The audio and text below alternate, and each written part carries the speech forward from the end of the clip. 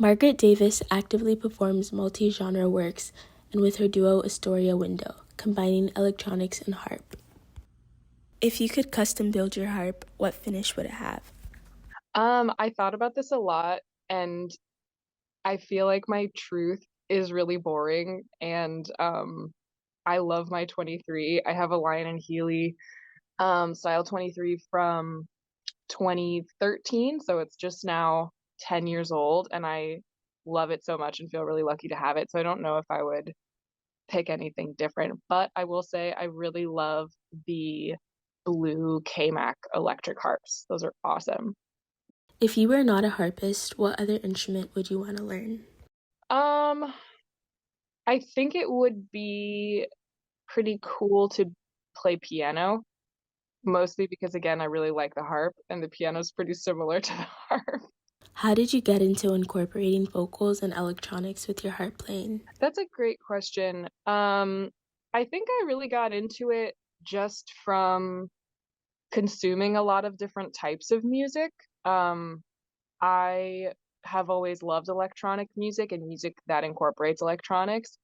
And especially going to music school and getting more serious as a classical musician, I've always thought it was really cool to see instrumentalists of a really high level incorporating electronics into their music. I think part of what's so cool about it is that it's not as common and it can add a lot to a piece of music.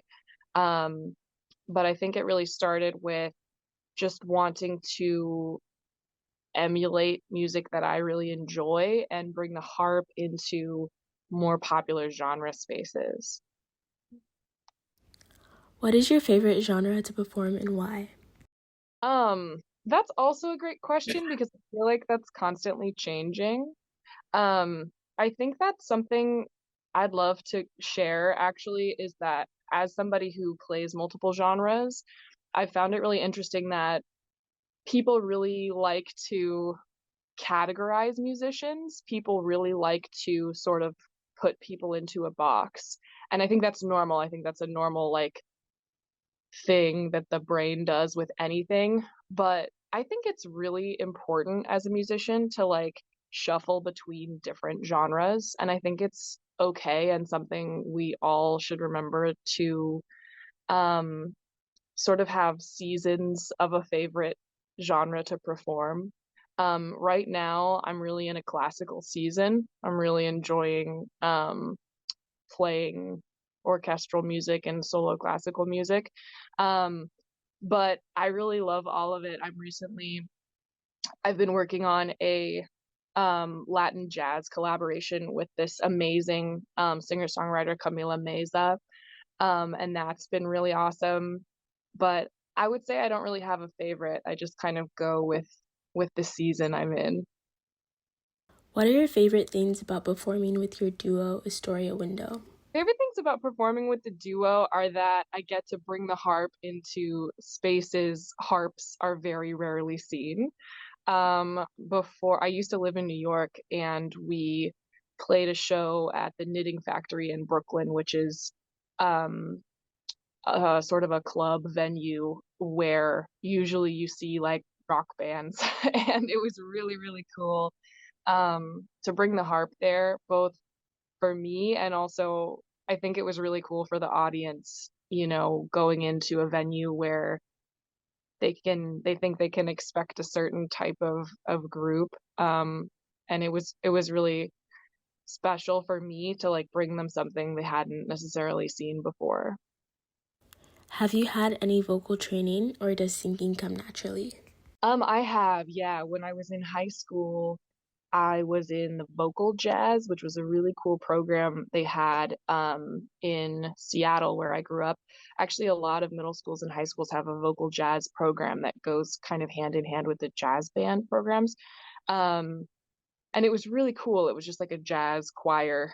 So I did that for probably like 6 years, and I took voice lessons and stuff, but definitely not at like the collegiate level or anything like that. Harp is definitely my like primary instrument, but I love to sing. I've always loved to sing, and Do you and your duo perform live, or are there songs released on streaming platforms?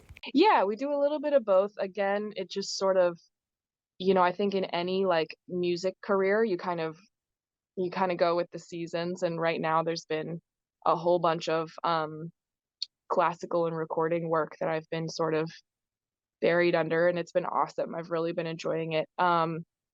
But yeah, we were doing actually a lot of performing live before the pandemic, which of course like changed the landscape of having a band. It changed our goals at the time. But that's definitely something I'd love to get back to. We do have a few songs out on streaming platforms. I think our most recent release was about a year ago now. It's called Disco Water. It's a fun little instrumental that we wrote. Um, but I'm hoping we'll get back to doing more of that when my classical seasons. Lastly, what advice would you offer to younger harp students who are interested in performing multi-genre works outside of classical music? A great question. I have a lot of advice. I think probably what I think is I'm going to say like the two most important things. First of all, like listen a lot, listen to a ton of different music, um, listen to different genres. And if you like something, don't think twice about trying your own version of it because it's really fun. And I think any kind of creativity in that way of maybe playing in a genre that's not as common for your instrument, or incorporating your instrument into an ensemble context where you don't normally see it. I think any of that creativity can really only strengthen you as a musician, even as, like I keep saying, I've been playing all this classical music lately. I have a lot of sort of tools and things I think about that I've accumulated over like tons of jazz gigs. Like a lot of experience and knowledge comes from trying new things, stepping out of your comfort zone, and also like trying things where there's not necessarily a roadmap or a precedent. So I think it's a little bit of that cliche of like go for it, take risks, but definitely like don't be afraid to um follow your ears and like play what you want and play what you like, and know that like even if you don't necessarily feel like something like was as much of a success as you had it, like as the idea you had in your mind, still you're going to come away from that experience with some kind of applicable tool or memory, or even just like that that period of time of exercising your creativity in that way is is healthy and will help you as a musician to grow.